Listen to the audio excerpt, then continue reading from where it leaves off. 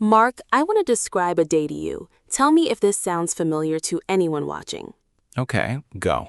It's 10 a.m. You have a meeting in English. You walk in feeling sharp. Words come easily. You make a joke. People laugh. You explain a complex idea clearly. You leave the meeting thinking, today my English was really good. Mm-hmm.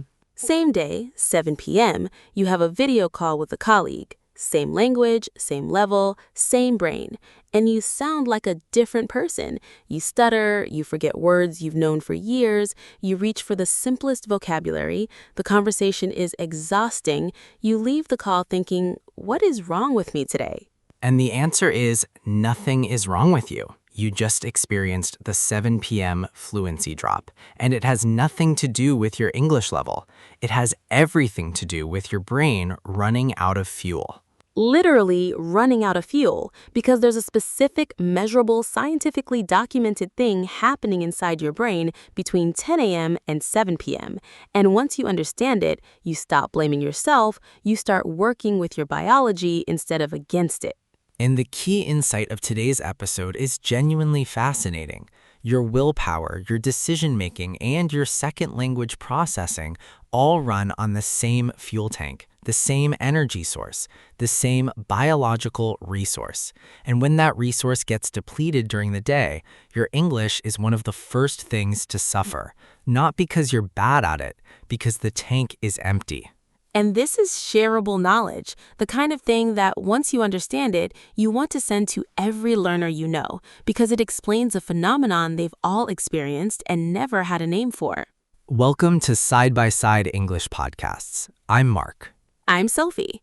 Today is for the B2 or C1 learner who is genuinely confused by why their English feels inconsistent across the day, who can't understand why some hours are great and others are terrible, who has been blaming themselves for the bad hours when the real answer is biological. Stay with us. We have the glucose tank science explained. The surprising fact that language is one of the highest cost activities in your brain. The role of decision fatigue and why your English suffers most. The 3 practices to protect your fluency energy. A role play showing the same person at morning peak and evening crash, and a word tour with 6 powerful B2 to C1 words. Quick comment question before we begin. At what time of day is your English at its absolute worst? Morning, afternoon, evening? Drop the time. We want to map this pattern across our community. Okay, let's open the brain. So, Sophie, let's start with the science. What is actually happening in the brain that causes the 7 p.m. fluency drop? Okay, so this comes down to something neuroscientists call glucose depletion. The brain runs on glucose. It is the brain's fuel. And throughout the day, your brain burns through glucose to perform every cognitive task you do. Thinking, deciding, focusing, resisting temptation, solving problems, and crucially, processing language. And you have a finite amount of this fuel available each day. Not infinite, finite. Your tank starts roughly full in the morning, and it empties through the day as you use it. And here is where it gets interesting. Different cognitive activities cost different amounts of glucose. Some are cheap, like watching a video in your native language, or doing a task you've done 1,000 times, or scrolling social media. These barely touch the tank. Other activities are expensive. Decision-making, willpower, complex thinking, emotional regulation, and one of the most expensive activities of all, especially for non-native speakers, is producing speech in a second language. Speaking your second language is one of the most metabolically expensive things your brain does each day.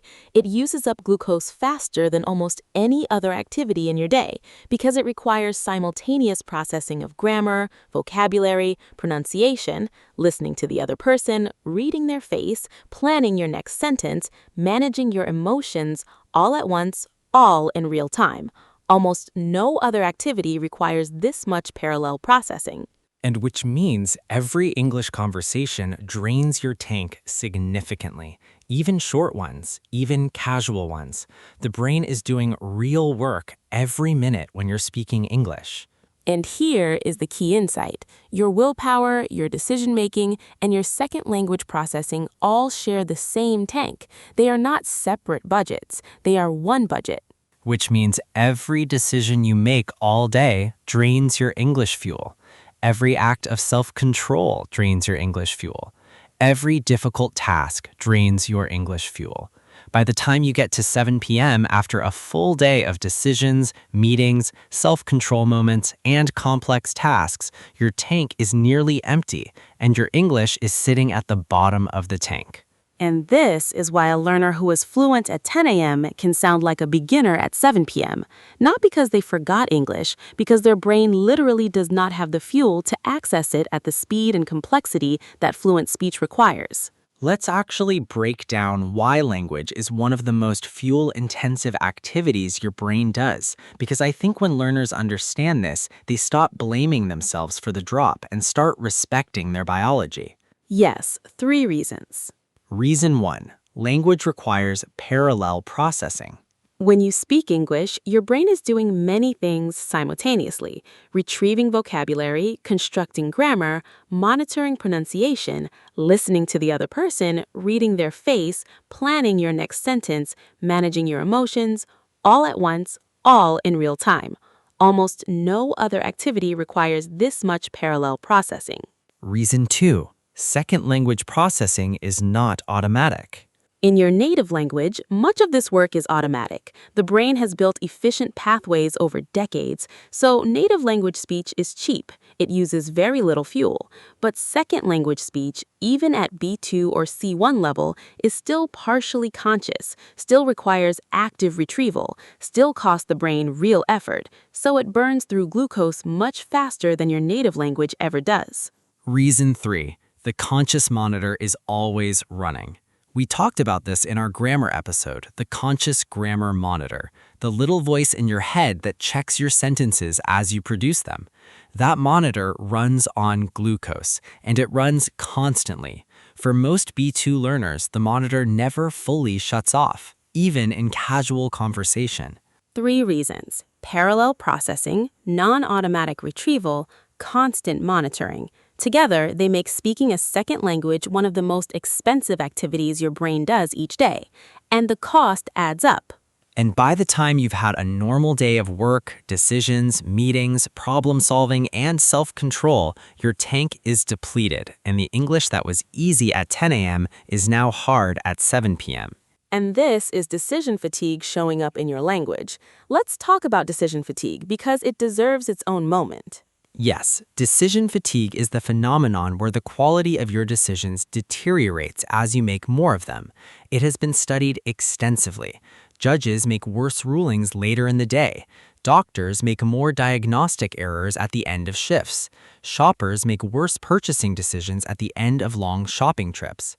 And these people don't get less smart over the day. It's because each decision uses a small amount of glucose, and by the 100th or 200th decision, the fuel for high-quality decision-making is gone. And here's what almost no one realizes. Speaking a second language is decision-making.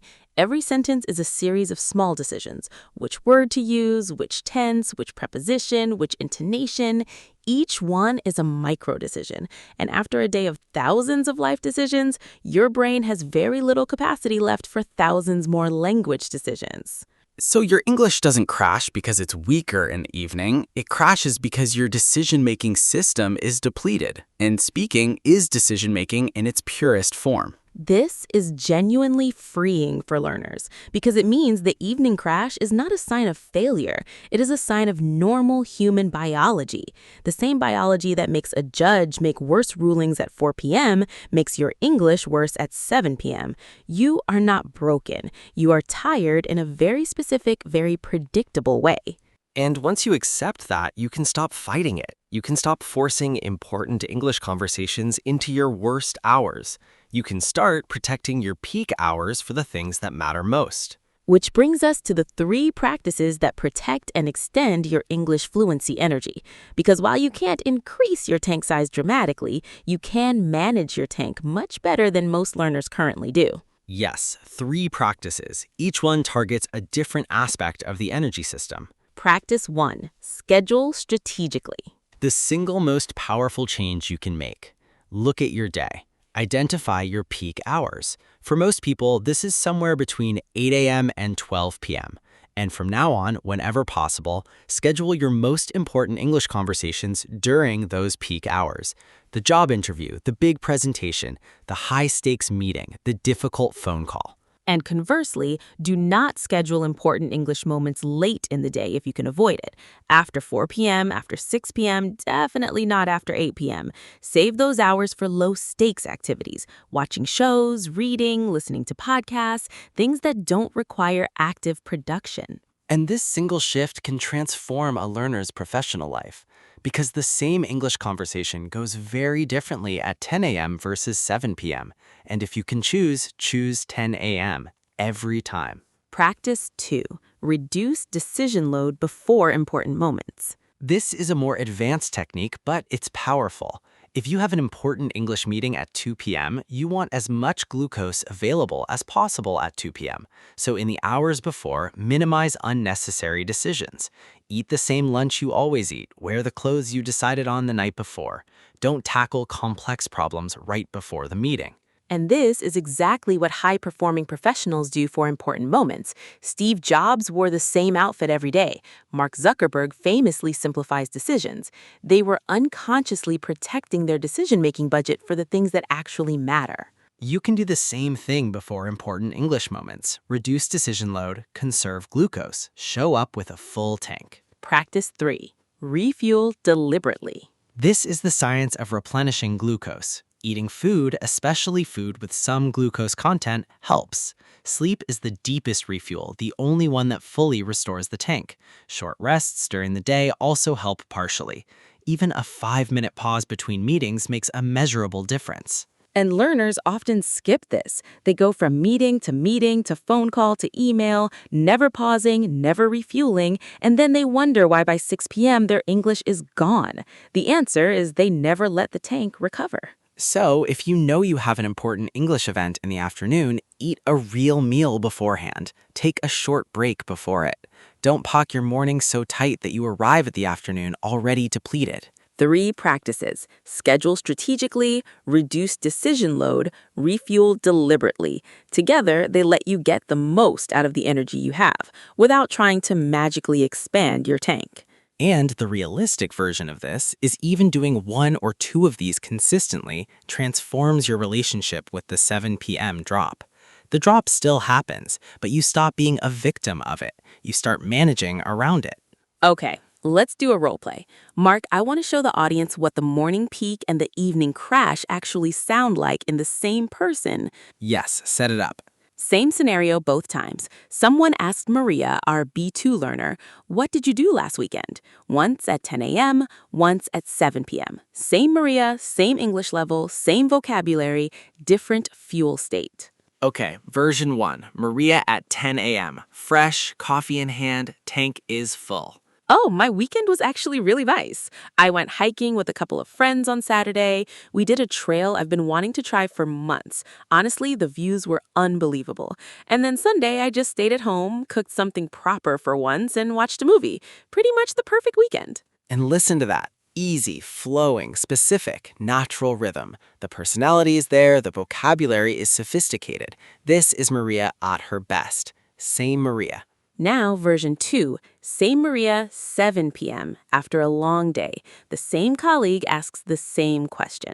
My weekend was, it was good. I did hiking with friends. It was nice. And then on Sunday, I stayed at home and I watched a movie. Yeah, it was good. And listen to that. The vocabulary collapsed.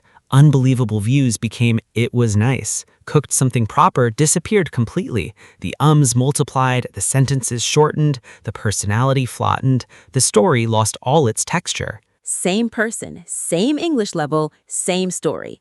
8 hours apart, and the difference is enormous because in version 2, Maria's tank is nearly empty and the brain is rationing fuel. Only the simplest, cheapest words come out. The expensive, sophisticated ones are unavailable, not because she doesn't know them, because the fuel to retrieve them is gone.